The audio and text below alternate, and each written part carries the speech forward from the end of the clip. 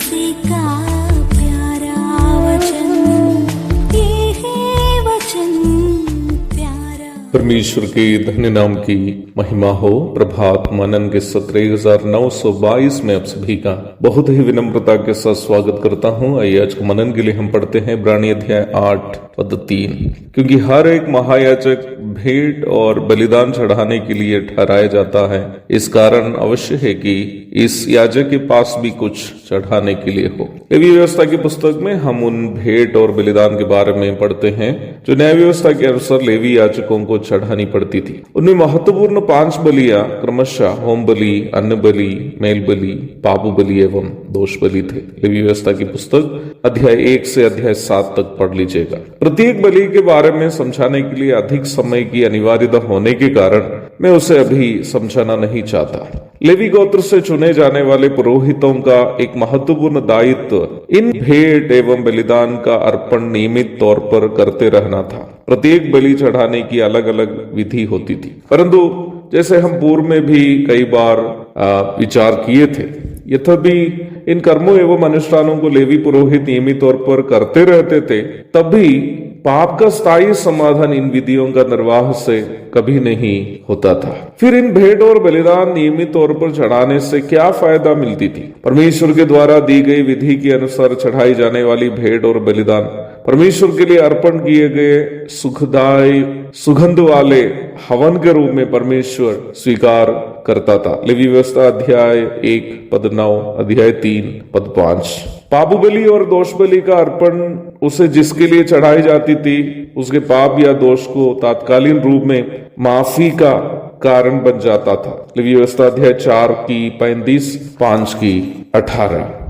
परंतु अवश्य ध्यान रखने की बात यह है कि इन सभी भेंट और बलिदान प्रभु यीशु मसीह के द्वारा चढ़ाई जाने वाली संपूर्ण बलि की छाया होने के कारण यदि यीशु मसीह की बलि नहीं हुई होती तो न्याय व्यवस्था के विधियों के अनुसार चढ़ाई गई सभी भेंट और बलिदान अपूर्ण ही रह जाते।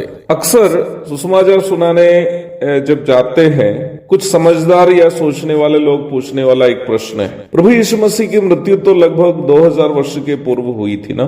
मान लिया कि उनकी प्रायश्चित मृत्यु होने के बाद जितने उन पर विश्वास किए सभी का उद्धार हो गया, परंतु जो लोग यीशु मसीह के यह संसार के आगमन के पूर्व संसार में थे, उनका उद्धार कैसे होगा? क्योंकि उन लोग तो प्रभु की मृत्यु के पूर्व में जिए थे ना।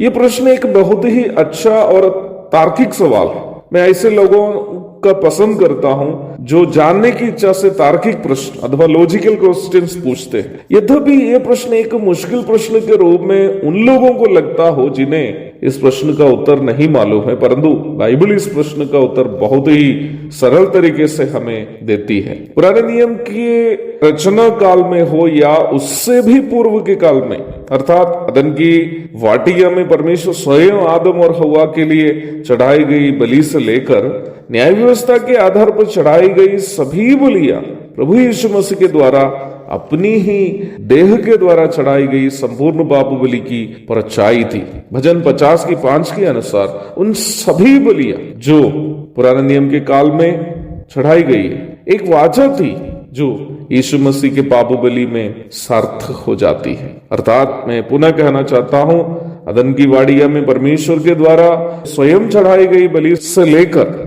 न्याय व्यवस्था के काल में चढ़ाई गई सभी बलियां यीशु मसीह की पाप बलि की परछाई थी, और उन सभी बलियां यीशु मसीह के पाप बलि में सार्थक हो जाती है। सरल रूप में कहूं, न्याय व्यवस्था के सभी भेंट एवं बलिदान जो प्रभु यीशु मसीह के बलिदान के बिना अधूरी रह जाती, अब यीशु मसीह के बलिदान में पूर्ण हो गई है। इसलिए यीशु मसीह के शारीरिक जन्म के पूर्व में जीवित लोग भी जो बलि चढ़ाकर वाचा बांधी है, यीशु मसीह के उद्धार का लाभ अवश्य प्राप्त करेंगे। एक और शुभ दिन की धन्य कामनाओं के साथ आज का मनन मैं यहाँ समाप्त करता हूँ। प्रभु आप सबको आशीष दे। आमीन।